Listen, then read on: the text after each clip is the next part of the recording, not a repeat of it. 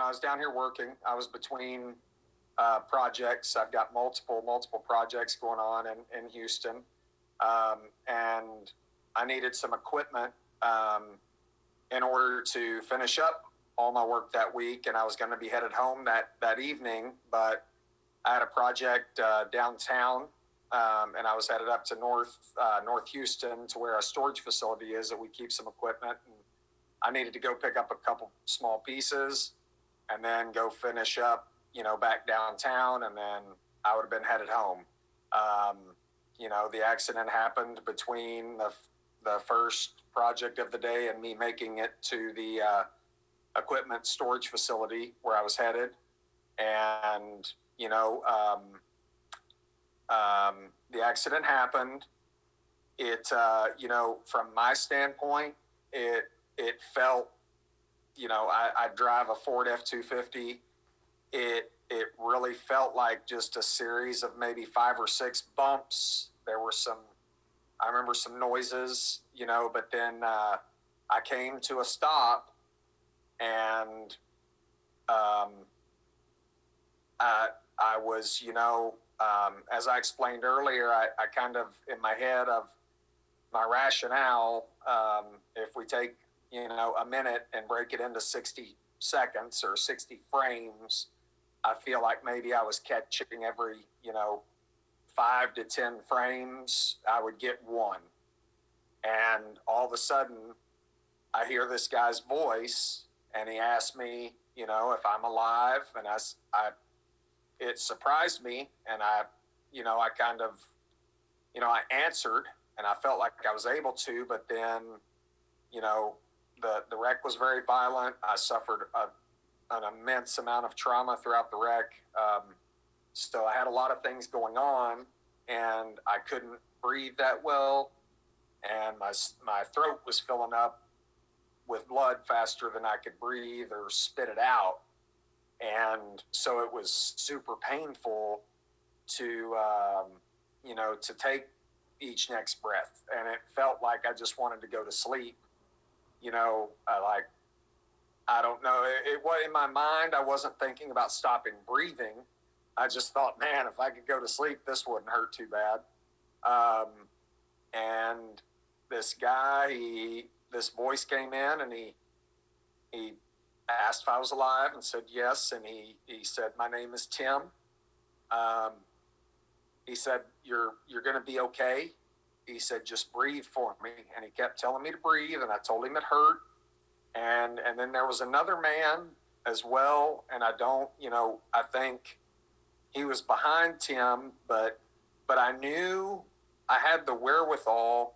I knew that I had some type of thoracic injury to where it was affecting my lungs. And I knew that I was bleeding internally because the blood was coming from my throat, and I was having to spit it out in order to take the next breath. And Tim, I told him, I remember telling, maybe it was a group effort, and maybe I'm taking more of the, taking more credit than I should at this point, but this is the way my brain has remembered it. But Tim essentially got a towel and put it over, I believe my lung was exposed, and he applied pressure on that so that it allowed me to keep breathing. And I told him, I knew, sorry, I'm going to get emotional. That's okay. I knew that, I knew I was in a bad way. And I told him I needed to pray, but I couldn't.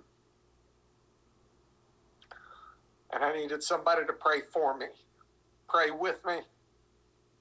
And he took his phone out, and he called his wife, and I can't remember him saying a name, but he said, honey, there's been a horrific accident, and Mr. JP needs you to pray. I'm going to put my phone on his shoulder, and you keep him praying, and you keep him breathing.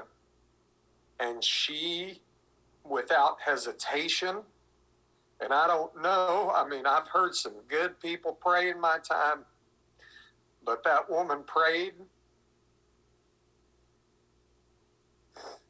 and she prayed, and she kept me breathing. And I knew the strength of her prayers.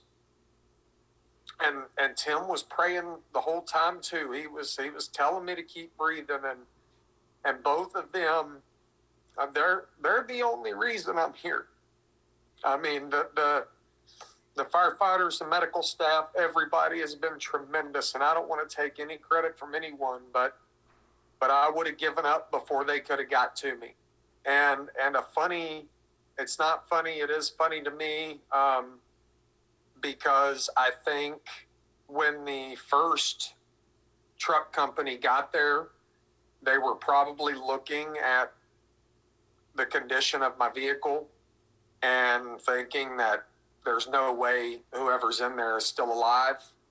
And Tim kept telling me they were there. I remember I could hear the engine, and I could hear them blasting the sirens, so I knew they were trying to get through traffic. And when they did finally get close enough and a guy got out, I'm judging this off by how Tim's reactions were, I think the guy was walking, and Tim used some a few choice. Tim used a few choice words to tell the man that I was alive and that he needed to run. And the guy, I remember, I think I could hear the guy like repeat back, "He's alive," kind of more surprised, I mean, not that the guy did a bad job or was doing anything wrong, but probably was surprised that somebody was screaming at him that this guy's alive. And it felt like from that point on, it got a big hustle, and then all of a sudden, Tim was gone, and the phone was gone. No more prayers were there, but the firefighters were talking to me. Everybody, did such. I mean, everybody batted 1,000 that day. Nobody screwed up, but the only reason I made it to talk to them was because of Tim. And I need, I'll be able to track down all the firefighters. That's documented. But I've got to meet Tim and his wife. And I pray to God that they'll see this, or they'll see something, they'll hear something, and they'll come. Because I know he may think I may not have made it, beyond that. And I don't know. I don't know. But he didn't stop for any other reason than just to check on another human. And his actions that day, they saved a father, a husband. They say his actions brought me closer to my Lord. His actions have changed my life forever. I turned 41 years old on August 29th. And his actions have made it easy, the easiest choice in my life to vow to be a better person, a better father, a better husband, and a better human. And I'm just still amazed and in awe that somebody would have stopped at the scene of, such a violent accident and take time to come over there and do that. He had no reason to, but he did. And we got to have more people like that.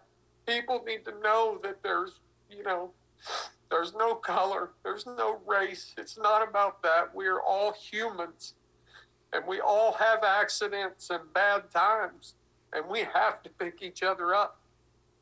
maybe that's all somebody needs, is to hear a voice that cares, that doesn't want to see you hurt, that doesn't want to see you die. And the simple power of his and his wife's voice saved my life. And there's, he did nothing medical, he did nothing trauma, he did nothing but talk to me and keep me breathing.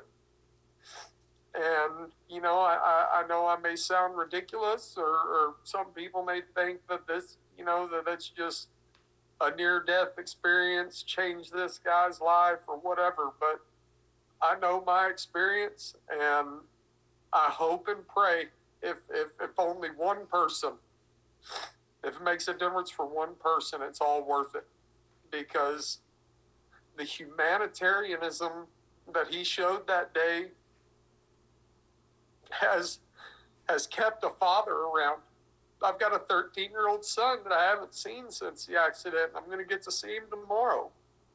And I have to thank Tim every second, and I don't even know what he looks like. I know his skin is dark brown, but that doesn't make a crap about anything. I don't know. So JP was traveling on Highway 59 near the I-45 exit. We're not from Houston, so I can't tell you exactly where it was. On the south side of downtown. All we know is Tim was wearing a turquoise shirt. And I think he drives a Ford Escape. Yeah, we think that he drives a Ford Escape. And we desperately would like to talk to him and his wife and thank them and let them know that what they did that day kept him here with us and gave him the strength to continue on, to see me, to see his son, to see his parents. And I don't know, I don't know what Tim saw of me or my face to make him recognize me, but, I don't know that it matters at all, but my beard was well over a foot long, and I looked drastically different. I woke up and they had cut it all off because of the blood in the glass. And so it's going to be a couple of years before I look like what I did then. But, I don't know that he ever saw my face. And I don't know that, I don't know anything. But all I know is that man and his wife saved my life.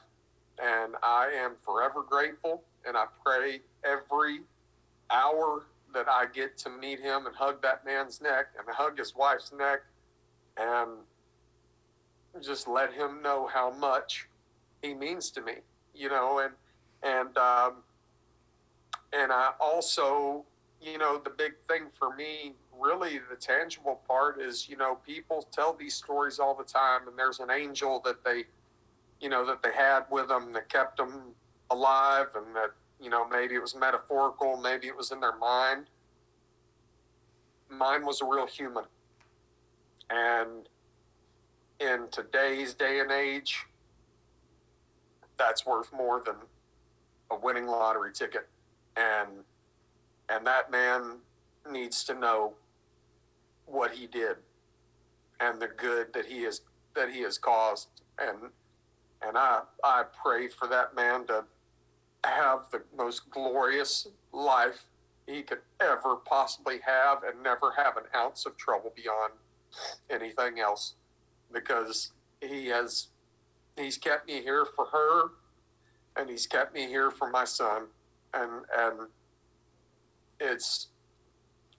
I'll keep repeating myself because I just want to meet him so bad.